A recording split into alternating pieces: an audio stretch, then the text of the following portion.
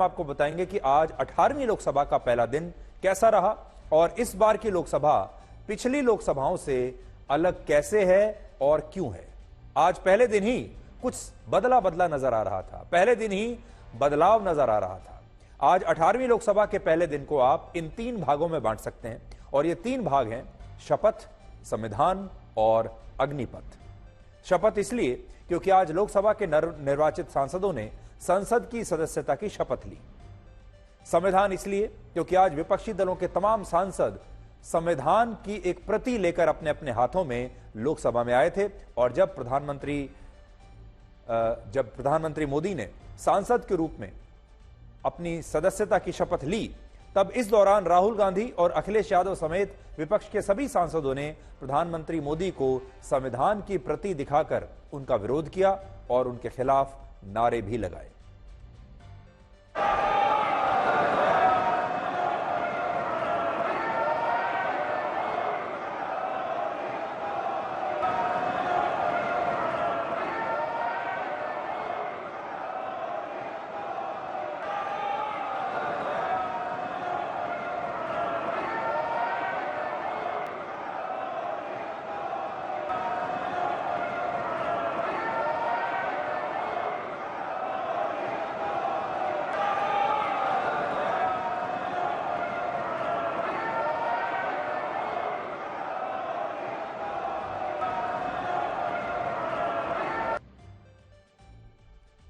तो जब प्रधानमंत्री मोदी शपथ ले रहे थे तब राहुल गांधी ने अपने हाथ में संविधान की एक प्रति ली हुई थी और वो उस समय प्रधानमंत्री मोदी को ऐसे हाथ उठाकर संविधान की प्रति दिखा रहे थे या मानो ये बताने की कोशिश कर रहे थे, उन्हें संविधान याद दिलाने की कोशिश कर रहे थे।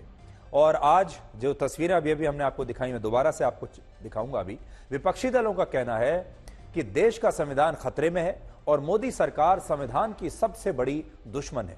लेकिन सरकार का कहना है कि जिस संविधान में विपक्ष के नेता देश के प्रधानमंत्री को उनकी नई सरकार के लिए बधाई देना तक जरूरी नहीं समझते और लोकतंत्र से भी ऊपर राजनीति को रखते हैं, वो विपक्ष और उसके नेता किस मुंह से संविधान की बड़ी बड़ी बातें कर रहे हैं।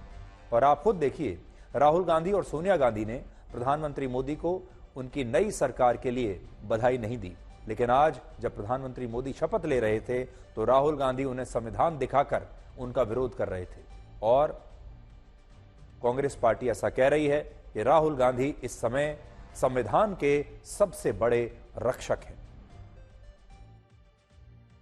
जो आक्रमण प्रधानमंत्री जी, अमित शाह जी कॉन्स्टिट्यूशन पर, संविधान पे कर रहे हैं, वो हमारे लिए एक्सेप्टेबल नहीं है, वो हम होने नहीं देंगे।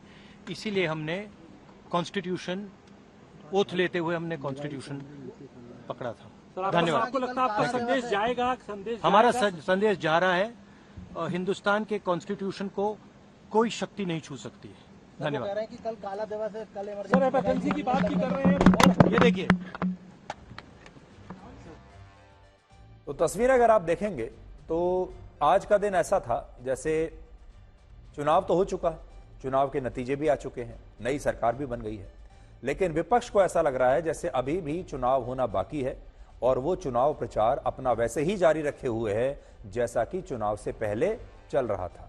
तो बड़ी बात जो आज देखने को मिल रही है और आपको आने वाले समय में भी देखने को मिलेगी वो ये कि जिस प्रकार से इस लोकसभा चुनाव के दौरान कांग्रेस पार्टी और विपक्ष के नेता अपना चुनाव प्रचार कर रहे थे, नतीजे आने के बाद भी उन्होंने अपना चुनाव प्रचार रोका नहीं है। उनका चुनाव प्रचार अब भी जारी है, यानी वोटिंग हो चुकी, काउंटिंग हो चुकी, बीजेपी अपनी सरकार, गठबंधन की सरकार बना चुकी, लेकिन विपक्ष का चुनाव प्रचार जारी है और विपक्ष हर रोज संसद सत्र के दौरान इसी बहाने से अपना चुनाव प्रचार ऐसे ही जारी रखेगा। इसका मतलब आप समझते हैं? इसका मतलब यह है कि विपक्ष ने यह तय कर लिया है कि वो 5 साल इस सरकार को या तो चलने ही नहीं देंगे और अगर चलने भी देंगे तो बहुत मुश्किल से और कदम कदम पर वो सरकार के लिए मुश्किलें पैदा करेंगे। ये इत्तेफाक ही है कि आज जब कांग्रेस संविधान की रक्षा करने के लिए प्रधानमंत्री मोदी का विरोध कर रही है, तब आज से 49 वर्ष पहले इसी दिन 24 जून 1975 को भारत की पूर्व प्रधानमंत्री और राहुल गांधी की दादी इंदिरा गांधी ने भारत में इमरजेंसी लगाने का फैसला लिया था और भारत के संविधान और लोकतंत्र की तब धज्जियां उड़ा दी थी। और इसीलिए मैंने शुरुआत में कहा कि आज संविधान का मुद्दा उठाने के लिए राहुल गांधी और कांग्रेस पार्टी ने गलत दिन का चुनाव कर लिया। कम से कम आज के दिन कांग्रेस को संविधान का मुद्दा नहीं उठाना चाहिए था, क्योंकि उस समय आज से 49 वर्ष पहले इंदिरा गांधी पर आरोप था कि उन्होंने रायबरेली में चुनाव जीतने के लिए सरकारी मशीनरी का दुरुपयोग किया। और इस मामले में इलाहाबाद हाईकोर्ट ने 12 जून 1975 को इंदिरा गांधी को दोषी माना और कहा कि इंदिरा गांधी अगले 6 वर्षों तक किसी भी संवैधानिक पद पर नहीं रह सकती। और हाई कोर्ट के इसी फैसले के खिलाफ इंदिरा गांधी ने 23 जून 1975 को सुप्रीम कोर्ट में जाने का फैसला किया और सुप्रीम कोर्ट ने भी 24 जून 1975 को पूरी तरह से इलाहाबाद हाई कोर्ट के फैसले पर स्टे लगाने से इनकार कर दिया था। यानी इंदिरा गांधी हाई कोर्ट में हारी और फिर सुप्रीम कोर्ट भी गई, सुप्रीम कोर्ट से उन्हें कोई राहत नहीं मिली।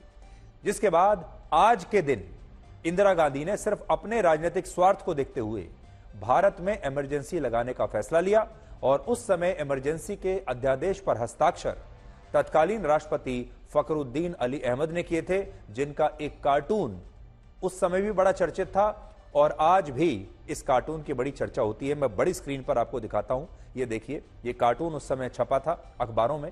इसमें दिखाया गया है कि फखरुद्दीन अली अहमद अपने बाथ टब में है और सरकार उन्हें जो अध्यादेश देती थी उन पर वो आंखें मूंद कर ऐसे ही हस्ताक्षर कर दिया करते थे।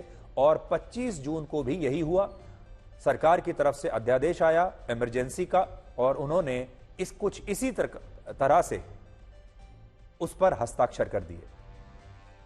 और बड़ी बात यह है कि जब पूर्व राष्ट्रपति फखरुद्दीन अली अहमद ने इमरजेंसी के अध्यादेश पर हस्ताक्षर किए तब रात के 11:30 बज रहे थे और ऐसा कहा जाता है कि इस अध्यादेश पर हस्ताक्षर करने की वजह से उस दिन राष्ट्रपति देर से सोए थे। और देखिए कार्टून में क्या लिखा है, कार्टून में लिखा है, if there are any more ordinances just ask them to wait. मतलब अभी तो मैं बाथ टब में हूं, अगर और भी कोई ऑर्डिनेंस हैं तो थोड़ा सा इंतजार कीजिए, उसके बाद करता हूं मैं। इसकी बड़ी चर्चा हुई थी। आजकल राहुल गांधी और कांग्रेस पार्टी प्रधानमंत्री मोदी को तानाशाह बताते हैं, लेकिन क्या आप जानते हैं जब इंदिरा गांधी ने देश में इमरजेंसी लगाई थी तब उनके कैबिनेट मंत्रियों को भी इसकी भनक तक नहीं थी, किसी को कोई जानकारी नहीं थी। रात को इमरजेंसी के अध्यादेश पर राष्ट्रपति के हस्ताक्षर होने के बाद सुबह 5 बजे इंदिरा गांधी के निजी सचिव आर के धवन ने सभी कैबिनेट मंत्रियों को टेलीफोन करके यह सूचना दी कि इंदिरा गांधी अपने आवास पर 1 घंटे के बाद एक कैबिनेट मंत्रियों की मीटिंग करना चाहती हैं और इस मीटिंग का एजेंडा क्या होगा यह भी इंदिरा गांधी स्वयं ही बैठक शुरू होने के बाद मंत्रियों को बताएंगी। यानी 5 बजे कैबिनेट मिनिस्टर्स को फोन जाता है कि 6 बजे मीटिंग होगी और किसी मिनिस्टर को यह नहीं पता कि मीटिंग का एजेंडा क्या है। 6 बजे जब यह कैबिनेट बैठक शुरू हुई तब भी किसी मंत्री को इंदिरा गांधी के इतने बड़े फैसले के बारे में जानकारी नहीं थी। और सोचिए ये कितनी बड़ी बात है कि इंदिरा गांधी ने देश में आपातकाल लगाने का फैसला ले लिया था और उनके कैबिनेट मंत्रियों को ही इसकी कोई सूचना नहीं थी, भनक तक नहीं थी। लगभग 6:15 बजे इंदिरा गांधी ने अपने कैबिनेट मंत्रियों को इसकी जानकारी दी और सुबह 7 बजे उन्होंने ऑल इंडिया रेडियो के दफ्तर जाकर देश के सामने रेडियो पर यह ऐलान कर दिया कि उनकी सरकार ने देश में इमरजेंसी लगा दी है। और पूर्व प्रधानमंत्री इंद्र कुमार गुजराल उस समय इंदिरा गांधी की सरकार में सूचना और प्रसारण मंत्री थे, लेकिन इंदिरा गांधी ने उन्हें भी अपने फैसले के बारे में कुछ नहीं बताया था। और वर्ष 2000 में मैंने खुद इंद्र कुमार गुजराल का एक इंटरव्यू किया था जिसमें उन्होंने मुझे बताया था कि इमरजेंसी का फैसला पूरी तरह से इंदिरा गांधी का था और उन्होंने अपने मंत्रियों को इस फैसले की भनक तक लगने नहीं दी थी। लेकिन आज राहुल गांधी और विपक्ष के तमाम सांसद लोकसभा में संविधान की कॉपी लेकर आते हैं और कहते हैं कि प्रधानमंत्री मोदी संविधान को खत्म करना चाहते हैं और कांग्रेस के जो नेता हैं राहुल गांधी वो संविधान की रक्षा करना चाहते हैं। जबकि सच यह है कि प्रधानमंत्री मोदी इस संविधान के सबसे बड़े लाभार्थी तो वो खुद ही रहे हैं। सोचिए अगर ये संविधान ना होता और ये लोकतंत्र ना होता तो क्या इस देश में एक चाय वाले का बेटा, एक गरीब परिवार से आने वाला एक व्यक्ति जो कि खुद ओबीसी है, क्या वो लगातार तीसरी बार भारत का प्रधानमंत्री बन सकता था? और अगर प्रधानमंत्री मोदी संविधान विरोधी होते तो क्या पिछले 10 वर्षों में जब उनके पास पूर्ण बहुमत था तब क्या वो संविधान को बदल नहीं सकते थे? उनके पास 10 साल का मौका था संविधान को बदलने का, उन्होंने तब भी नहीं किया। संविधान और शपथ के बाद अब आपको प्रधानमंत्री मोदी के अग्निपथ के बारे में बताते हैं, और वो ये कि इस बार की लोकसभा पिछली 2 लोकसभाओं से अलग क्यों है। आज लोकसभा का पहला दिन था, सब कुछ बड़ा अलग अलग नजर आ रहा था। पहली बात, पहले के मुकाबले इस बार विपक्ष काफी मजबूत स्थिति में है। इस बार लोकसभा में विपक्ष के पास 234 सांसद हैं, जबकि पिछली बार लोकसभा में विपक्ष के पास सिर्फ 142 सांसद थे। तो सोचिए 2019 में सरकार के पास 332 और विपक्ष के पास सिर्फ 142, यानी जो पलड़ा था वो सरकार का बड़ा भारी था पिछली बार। लेकिन इस बार सरकार के पास 293 और विपक्ष के पास 234। और इस बार ये जो लड़ाई है ये बराबरी की है, या फिर समझ लीजिए कि दोनों टीमों में सिर्फ 19-20 का ही अंतर है। और जब 19-20 का अंतर होता है तो जब लड़ाई होती है, जो युद्ध होता है, मैच होता है, वो काफी दिलचस्प हो जाता है। आखिरी बॉल तक मैच खींचता है, और इस बार भी आपको यही दिखाई देगा।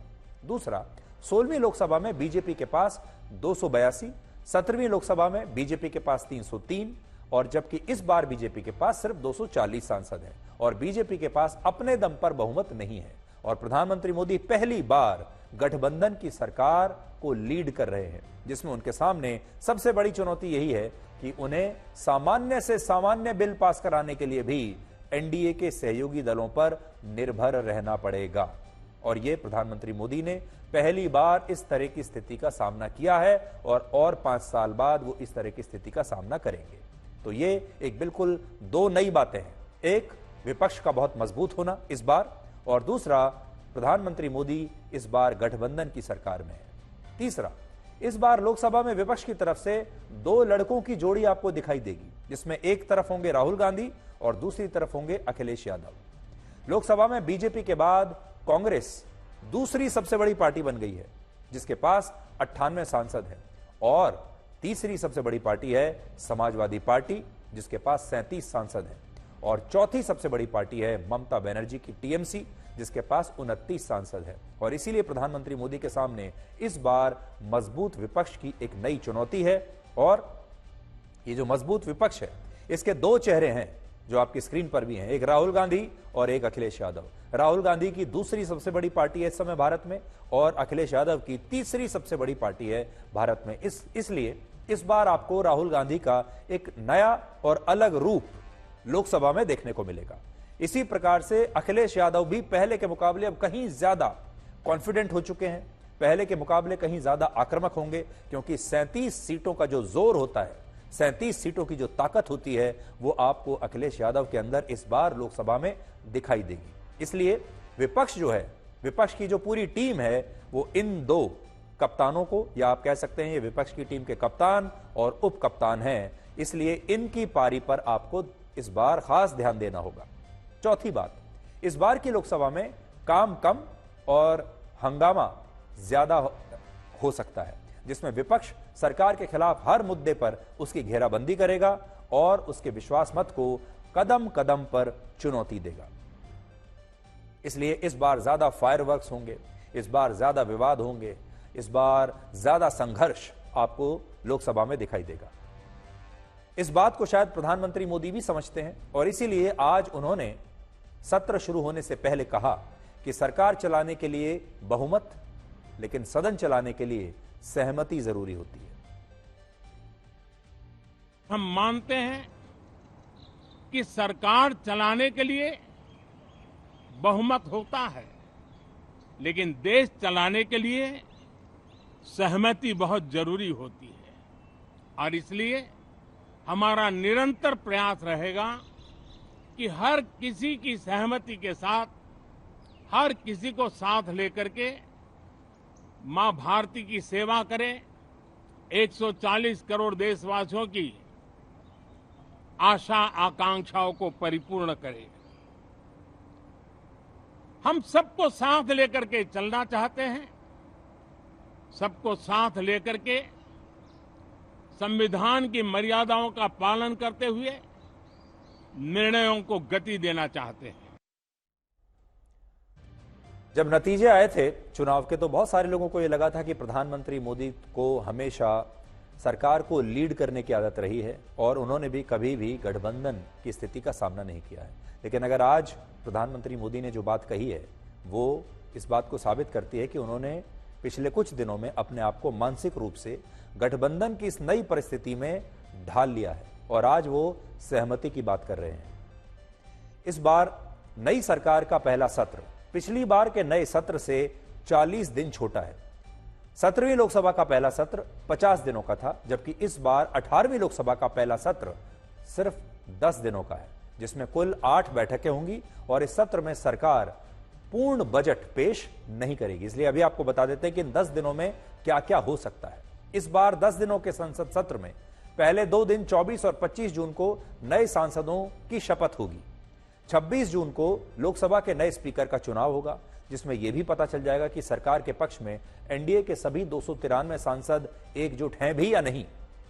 27 जून को राज्यसभा का 264वां सत्र शुरू होगा और राष्ट्रपति द्रौपदी मुर्मू का अभिभाषण होगा और 1 जुलाई से 3 जुलाई के बीच राष्ट्रपति के अभिभाषण पर लाए गए धन्यवाद प्रस्ताव पर चर्चा होगी, जिसमें प्रधानमंत्री बोलेंगे, राहुल गांधी बोलेंगे, अखिलेश यादव बोलेंगे और उनके अलावा तमाम बड़े बड़े नेताओं के भाषण आपको सुनने को मिलेंगे। इसलिए चुनाव प्रचार के दौरान तो आपने इन सब के भाषण लगातार सुने ही, लेकिन चुनाव के नतीजे आने के बाद और नई सरकार बनने के बाद इस बार संसद में आपको प्रधानमंत्री का भाषण भी सुनने को मिलेगा, राहुल गांधी भी, अखिलेश यादव भी। अब आप ये देखिए कि जब लोकसभा में विपक्ष के पास मजबूत संख्या बल होता है तो सरकार की चुनौती और मुश्किलें कितनी बढ़ जाती हैं।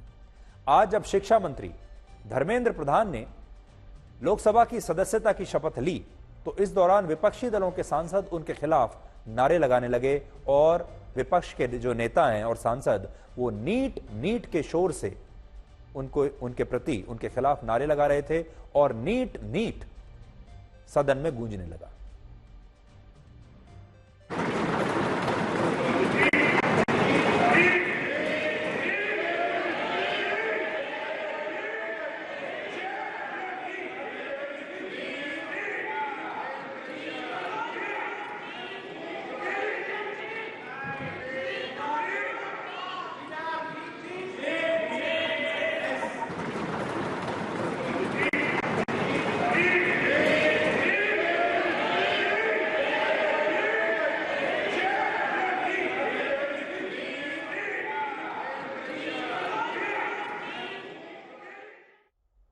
तो आजकल नीट की परीक्षा की चर्चा पूरे देश में हो रही है और लोकसभा में भी आज नीट नीट गूंज रहा था और विपक्ष ने जब धर्मेंद्र प्रधान शपथ के लिए आए तो बार बार उनके खिलाफ नीट नीट कहकर ये नारेबाजी करने की कोशिश की। और जो मैं आपको बता रहा था वो यही है कि विपक्ष की जो संख्या बल है वो इस बार काफी ज्यादा है और अब सरकार को कदम कदम पर ऐसी नारेबाजी, ऐसी हूटिंग का सामना करना पड़ेगा जो पहले नहीं था।